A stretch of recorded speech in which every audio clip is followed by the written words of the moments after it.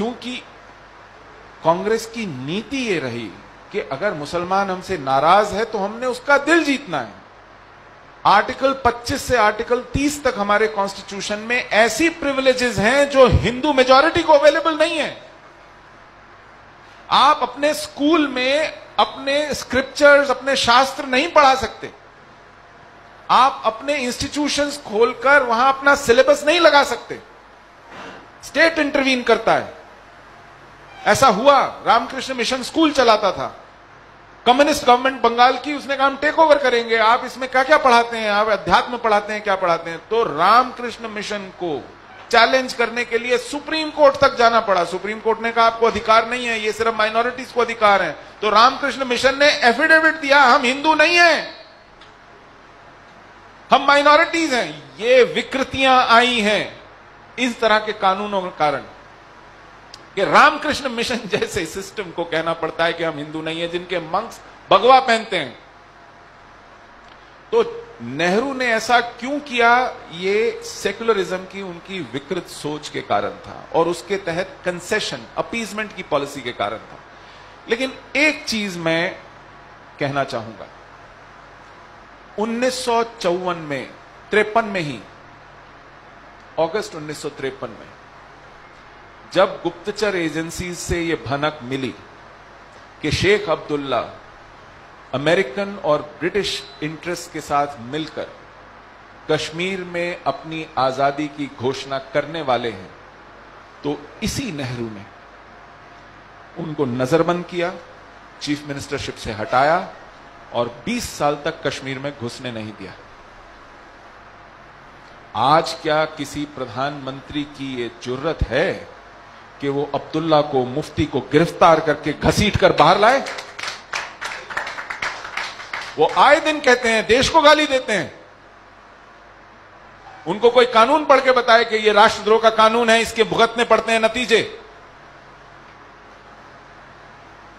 नेहरू अजीब सी शय थी। अगर वो सब सत्यानाश किया तो एक काम यह भी किया कि शेख अब्दुल्ला को पद से हटाया, जेल में डाला, नजरबंद किया, कश्मीर घुसने नहीं दिया अगले 20 साल तक। और जब भारत ने पाकिस्तान के 2 टुकड़े कर दिए, जिस पाकिस्तान के बल पर वो इतराता था, तो फिर उसको इंदिरा गांधी के साथ एक अकॉर्ड करना पड़ा। उसने सब चीजें मानी, कहा मैं सब छोड़ता हूं, मुझे चीफ मिनिस्टर बनाओ, फिर से आ गया। हमारी मेन चैलेंज क्या है? कश्मीर का जिहाद 3 स्तरों पर लड़ा जा रहा है। वो क्यों पावर में आते हैं? ये क्यों शेख अब्दुल्ला सब कुछ छोड़ के आ गया और वापस कहा कि मुझे चीफ मिनिस्टर बनाइए? जिहाद 3 स्तरों पर लड़ा जा रहा है। एक है कि हमारी सेना को, हमारे सुरक्षा बलों को चुनौती है बंदूक के बल पर। तो ये जो लश्कर है, जैश है, हिजबुल है, ये एक आर्म्ड इंसर्जेंसी किए हुए हैं जिससे हमारी सुरक्षा बल निपटते हैं। दूसरा स्तर है पॉलिटिकल हुर्रियत, जो इनको एक पॉलिटिकल कवर देती है।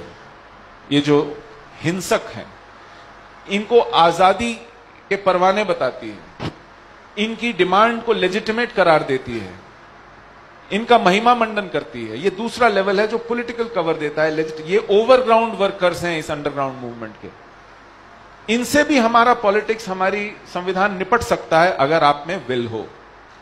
लेकिन जो तीसरा आयाम है वो सबसे घातक आयाम है, और ये वो आयाम है जहां कश्मीर के अलगाववादी हमारे कॉन्स्टिट्यूशन की कसम खाकर चुनाव लड़ते हैं, इसलिए कि ताकि वो सरकार में आए।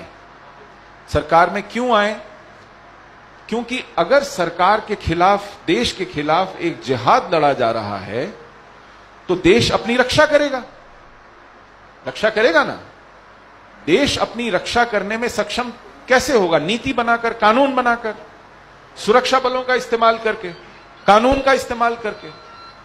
अब अगर वो सरकार में होंगे, उनके पास राज्य सत्ता होगी कश्मीर में, तो वो ऐसी नीतियां बनाएंगे कि अलग आतंकवादियों का नुकसान कम से कम हो, उनको मुआवजे मिलें, उनके पब्लिक फ्यूनरल्स हों जो दुनिया में कहीं नहीं होते हैं,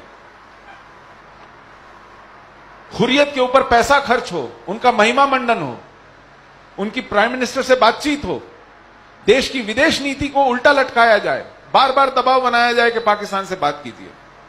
ये लोग हमारे इस व्यवस्था में रहकर उसको भीतर से खोखला करते हैं। नीतियों के माध्यम से ऐसे जज नियुक्त करते हैं जो फौरन बेल दे देते हैं, ऐसे ब्यूरोक्रेट नियुक्त करते हैं जो जिहाद पढ़ाने देते हैं कश्मीर के स्कूलों में। ये दीमक की तरह विद इन द सिस्टम खा रहे हैं। ये जो तीसरा लेग है पीडीपी और नेशनल कॉन्फ्रेंस, ये ऊपर से कहते हैं कि हम देश की डेमोक्रेसी का झंडा कश्मीर में बुलंद किए हुए हैं। ये मिली भगत है साहब। ये सबसे ज्यादा खतरनाक आयाम इस जिहाद का है। इससे निपटना नहीं, ये मानने को तैयार नहीं है हमारा नेतृत्व, हमारी सरकारें। वो खुश होकर ताली बजाती हैं, देखो जी चुनाव हो गया, देखो जी वोट पड़ गए, देखो जी अब फिर से चीफ मिनिस्टर आ गया। नाटक चल रहा है।